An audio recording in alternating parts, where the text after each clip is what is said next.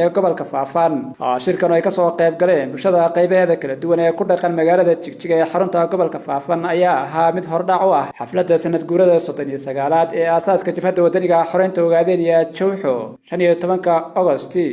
shirkan ay ka soo qayb galeen mas'uuliyiin kala duwan oo ka mid ah xubnaha Jowxo sida hoggaanka jaaliyadka Daayir Maxamed Cali Daayir Chairman doomiyaha gobolka Qoraxay Mudane Maxamuud Jigre doomiyaha gobolka Faafan Mudane Cabdullaahi Cabdiqani iyo mas'uuliyiin kale ayaa laga hadlay xaaladaha dalka iyo halka uu wax marayo iyo dhacdooyinkii u dambeeyay ee ka dhacay goobo ka mid ah wadanka Ogaadeniya iyadoo ay mas'uuliyiintu ka hadleen qodobo badan ayay shacabka kula dardaarmeen sidii looga qayb qaadan lahaa midnimada shacabka Soomaaliyeed iyo ka wacyigelinta fikirada xunxun sida qabiilka iyo dagaalada sokeeye shirkan oo ahaa mid heer sare loo soo agaasimay ayaa waxaa sidoo kale ka soo qayb galay oo madasha heesa halgameed ku soo bandhigay kooxda fanka Jowxo